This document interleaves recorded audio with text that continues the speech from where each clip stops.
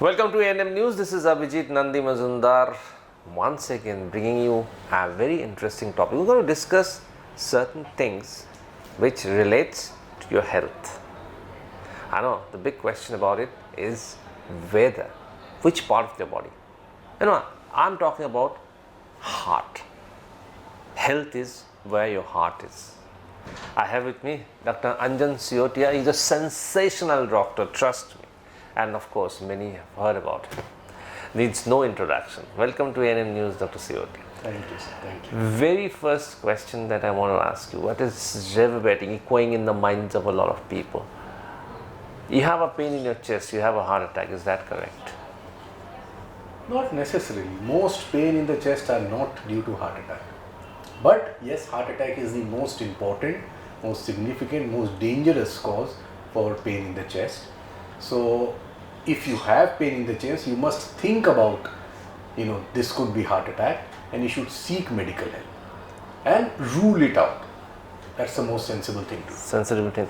Now, people are very panicky and scary about attacks and strokes and things like that. So if you can just elaborate on some finer points, finer disciplines, and how to and what they need to do and what they need not to.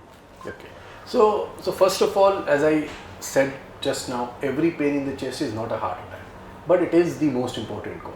So if you want to, first of all, prevent heart attack, you need to know what causes heart attack and then deal with those kind of risk factors individually. That's number one, which I'll tell you about. Second is, if you do have chest pain, how one can kind of guess whether it is heart attack or not, and then talk about what to do about it when you get these pains.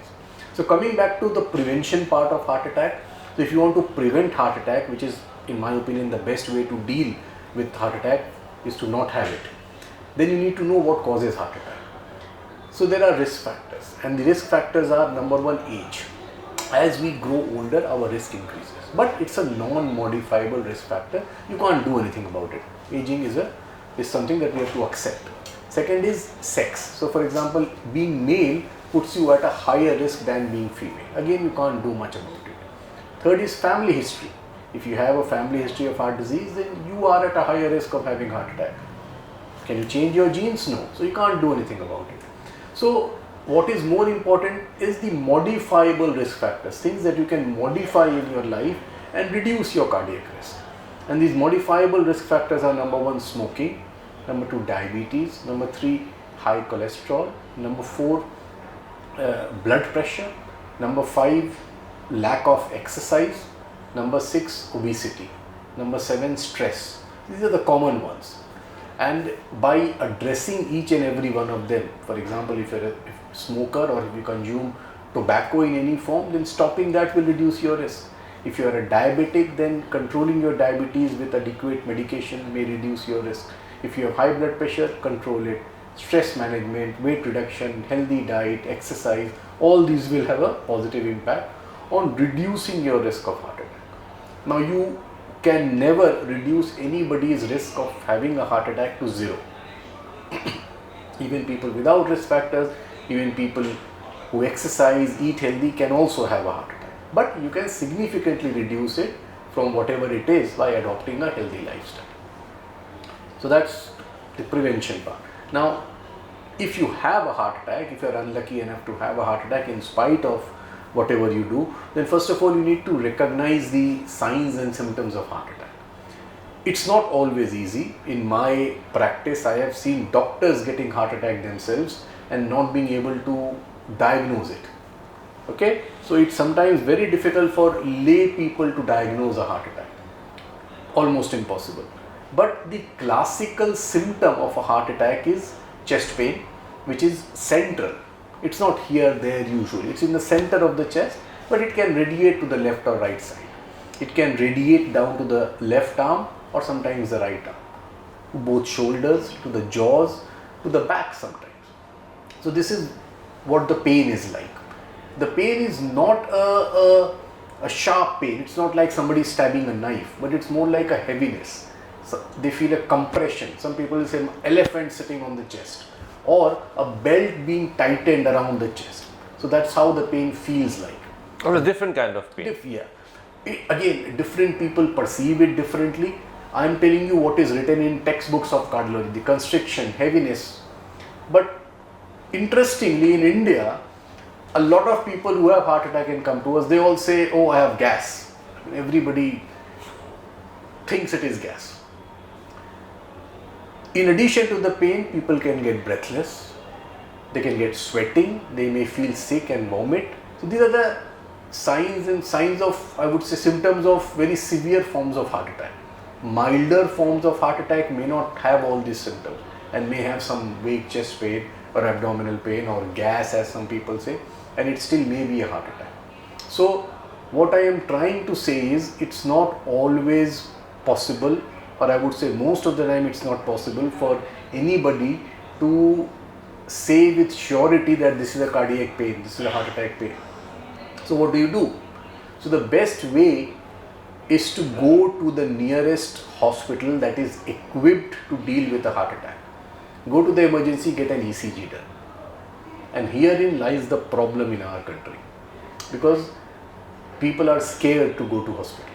They think that they go to hospital will keep them there, do hundreds of tests, unnecessary procedures, etc., etc. So they don't want to go to hospital. But the most sensible thing is to get an ECG immediately, and if required, a simple blood test called troponin. So these tests can at least rule out big heart attacks. Sometimes small heart attacks may be missed, but they can be dealt with later. They can be, diagnosed with other means. But a simple ECG at the time of pain is a very, very good test. So do people need to panic if they see a little variation in ECG? And there have been cases where patients feel very scared and all these things happen. I know what you are trying to say. I think patients get scared if doctors scare them. If, for example, somebody has minor changes in the ECG, those changes may have been present for years. So, the best thing is to compare that ECG with an old ECG if it is present.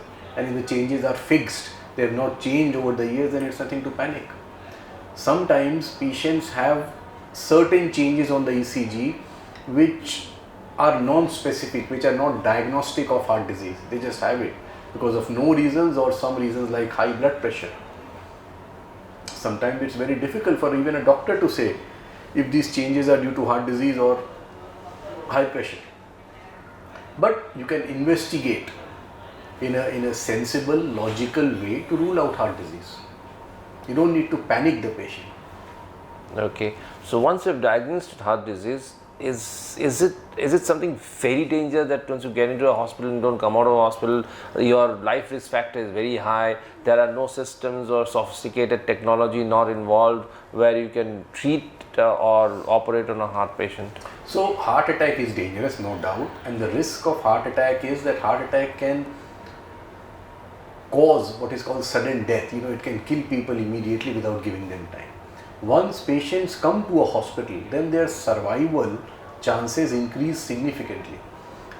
According to, I think, latest data, almost 95% of patients who arrive a hospital that is equipped to deal with heart attack, they will survive because they are given proper treatment. In our hospital, for example, we have a system in place where anybody who comes to our emergency with a heart attack, they will do an ECG immediately. Of course, you get a diagnosis, and as soon as a diagnosis is made, we have a kind of an alarm system. A message goes out in the hospital loudspeaker system which alerts everybody that there is a patient with a heart attack in emergency, and that patient is then given priority treatment, and we try to unblock their blocked artery within an hour of the patient coming to the hospital. So the admission people who admit the patient, do the paperwork, they come to the emergency. The barber who shaves the patient, the porters who transfers the patient to the cath lab, everybody comes to the emergency, expedite the process, so that otherwise in the past family would go to the admission desk and there will be a queue. Which you lose time. So first is you cut down on the time. Exactly. So time is muscle. In cardiology, we say time is muscle. Muscle means heart muscle. Heart attack causes heart muscle damage. So by delaying the opening of the artery, you are causing more muscle damage. the more muscle damage, the lower your chances of survival. So the quicker you do the procedure, the better it is. So I can proudly say, and if there is one contribution of mine to BM Bidla, it is this, that we used to do that in England. There was something called door to balloon time, and I tried to implement in BM Bidla, and I think we are doing a pretty good job. Probably the only hospital in Calcutta which has this system, that patient come to the hospital and we have this system in place where the loudspeaker message goes out, code STEMI we call it, and then everybody rushes to the emergency and sorts out things very quickly. Otherwise, you would have in the past incidences where patient is ready, paperwork is done, and the porter is somewhere having his cup of tea. He doesn't know the situation. So this is where you cut down on your time. Yes. So Absolutely. Now when you hear the message, everybody who knows, who is a part of that team will be there, and then the cath lab where we do the procedure, the OT, they are alerted immediately. They hear the message, so they prepare the OT. There is a patient coming in 10 minutes, so they will not take their routine cases. The nurses are all prepped up, gloved, ready. Trolley is ready. Patient wheeled in, the procedure starts.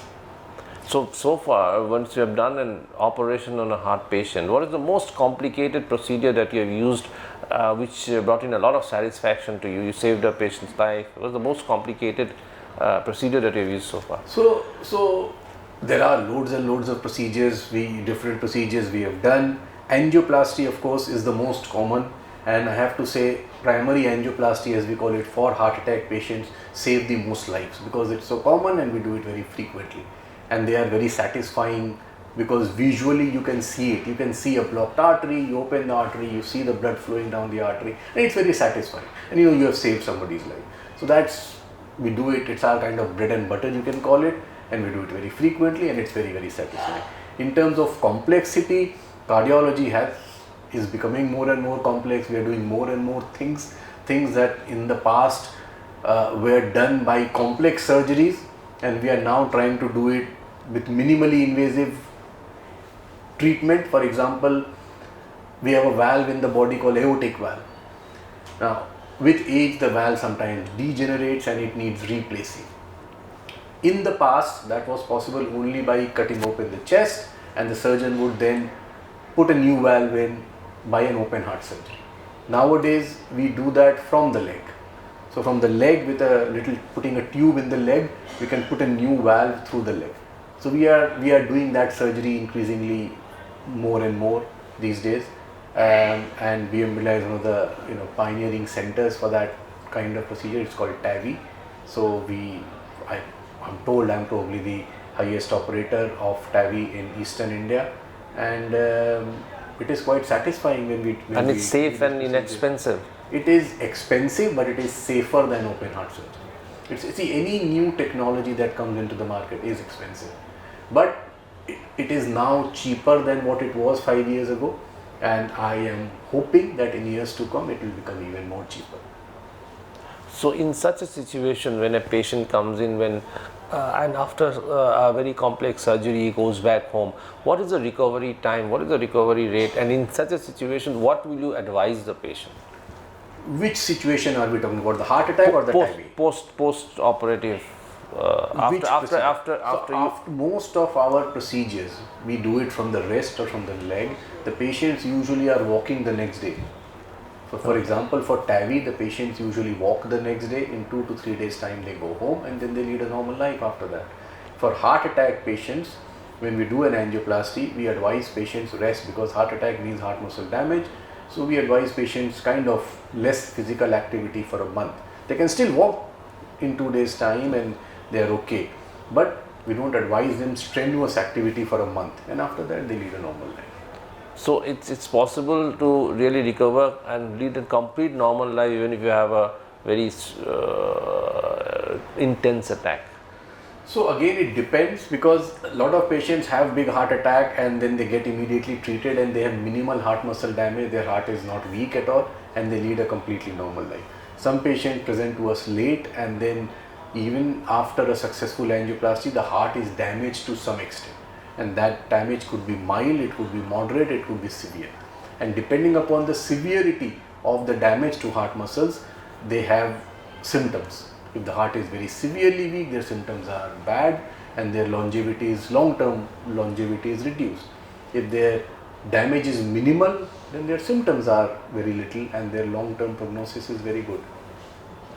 So, what is your advice to a patient? I mean somebody who is growing old, who is aging now. So, lastly, you have touched upon all the aspects of the heart. So, what do you advise a patient how to lead a normal, healthy life? So, first of all, I think in this day and age, especially post-COVID, I think as you just mentioned a little while back, everybody seems to be too scared. Because it's good to think about things and prepare for things and try and improve your lifestyle, but I think a lot of people are getting too worked up about this heart attack things because there have been few high profile cases, celebrities, singers and politicians and news anchors who have died suddenly, and because of the effect of social media, and the world is more connected, so we hear more and bad news travels fast. You know it more than any of us. So it scares people. It scares people. So the good things that so many people are saved by good procedures, it does not make news. Correct. But one celebrity having a heart attack and dying from it, and a person who wouldn't even have been a celebrity 10 years ago is in today's age is a celebrity in some form of environment. Yeah. So people know about him, and people talk about him, and people get worried when you hear these stories. So I don't think worrying about it is going to solve anything. Heart attack has always happened, and it will always happen. Whatever we do, we are never going to reduce the risk of heart attack to zero. So I don't think we should worry about it. If it is to happen, it will happen. But yes, we all should try and lead a healthy life. And I've told you what it means. I think if you ask me what I do, I have a pretty stressful life as a doctor, very long working hours, sometimes sleepless nights, and there is very little I can do about it. But what I try to do is, number one, I try to maintain a good body weight, as you can probably see. So I eat everything. I don't say no to that, I won't have sweets. I think it's a crime to live in Bengal and not have sweets. But I have limited sweets.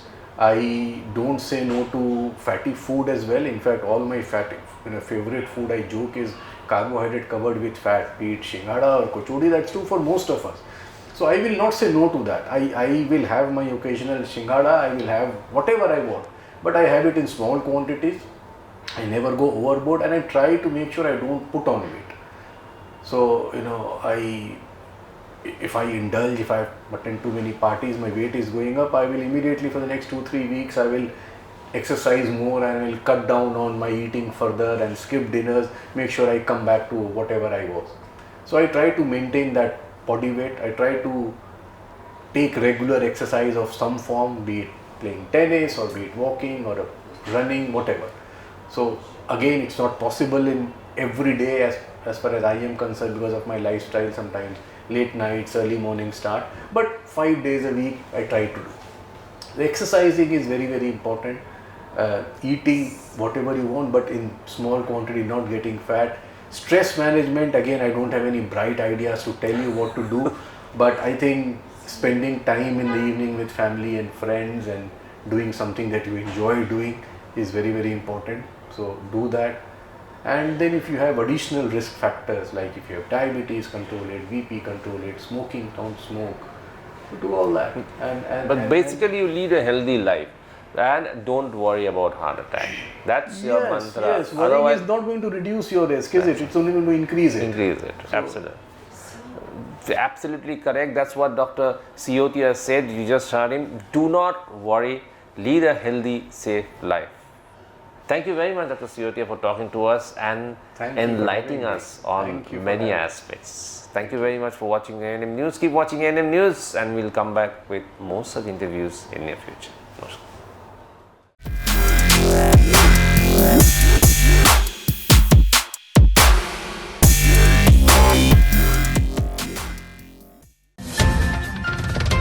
खबरों के लिए subscribe कीजिए ANM news, bell icon दबाकर रहिए सबसे आगे।